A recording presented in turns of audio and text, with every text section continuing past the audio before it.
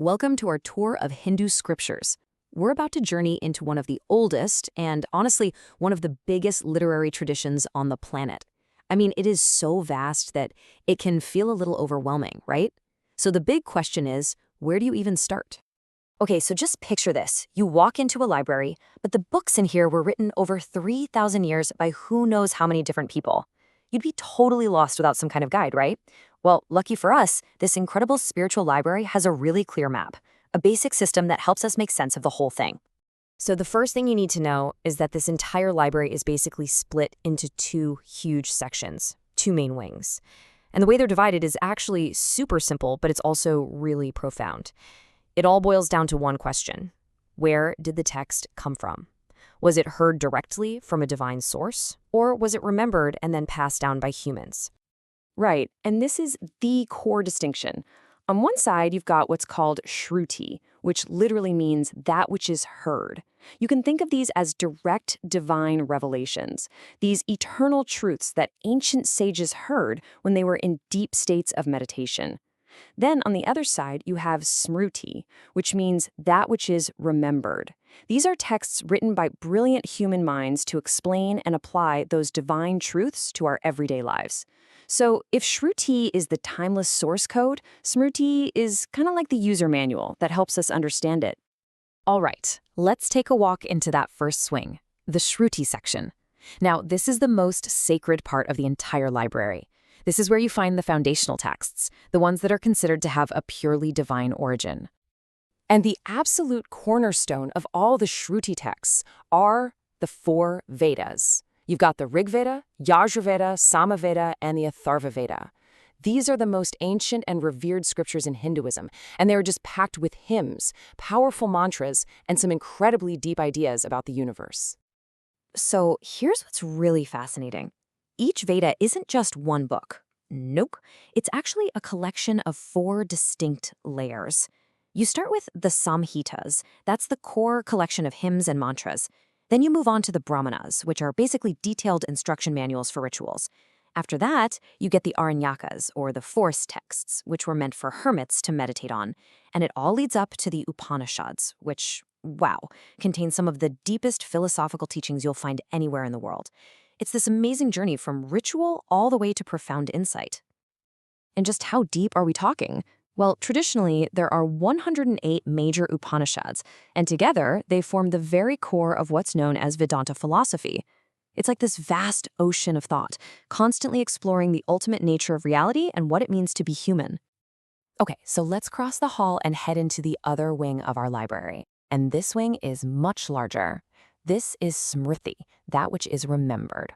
Now, if Shruti is the abstract divine truth, Smṛti is where that truth gets brought down to earth. It's where it's woven into epic stories, myths, and legends that absolutely everyone can connect with.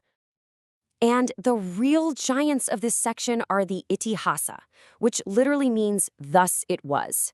These are way more than just stories. They are the two grand epics of India, these incredible tales that have absolutely captivated hearts and minds for thousands of years. So on one hand, you have the Ramayana. This is the timeless, beautiful story of Lord Rama, and it really serves as a guide for how to live a life of dharma, or righteous duty. And then you have the Mahabharata.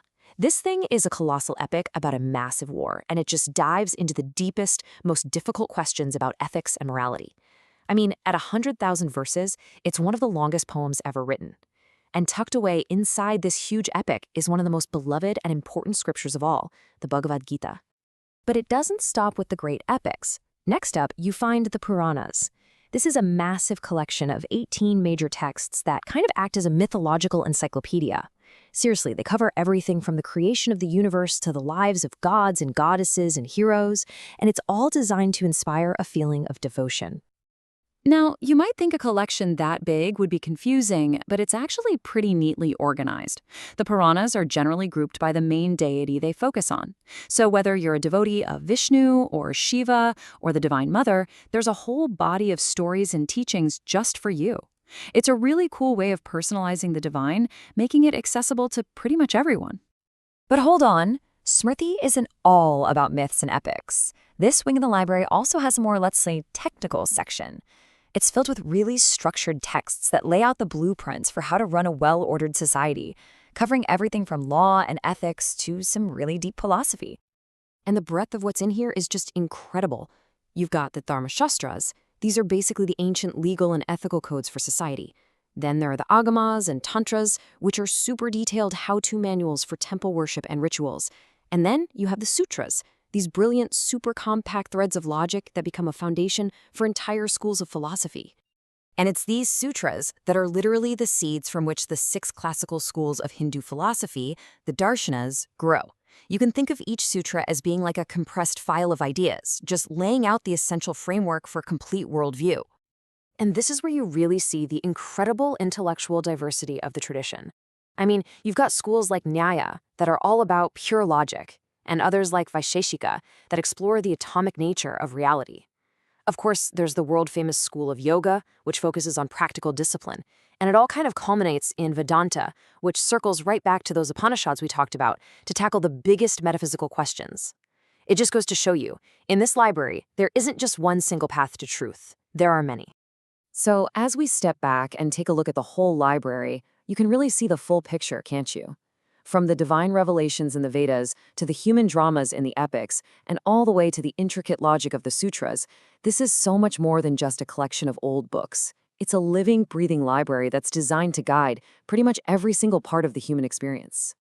And that brings us to a really fascinating and, I think, crucial point. You see, while the Vedas are the absolute sacred foundation, the Shruti, they aren't actually the texts that most people read on a day-to-day basis. For millions and millions of people, the living heart of the tradition is found in the Smrti texts, like the Bhagavad Gita and the Ramayana. And why is that? Well, it's because these are the stories where abstract philosophy gets transformed into personal guidance, into tales that we can actually live by. So yeah, what we've really seen is a complete toolkit for the human spirit. You could sum it all up like this. These texts serve every purpose, from ritual and philosophy to devotion, law, mythology, and yoga. There's really a guide for every need and a path for every kind of seeker. And with that, our tour of this grand library is complete. We've walked through the halls of divine revelation, stood in awe of epic poetry, and explored the corridors of profound philosophy. The doors are wide open now, and the entire collection is yours to explore. So the question is, which book will you open first?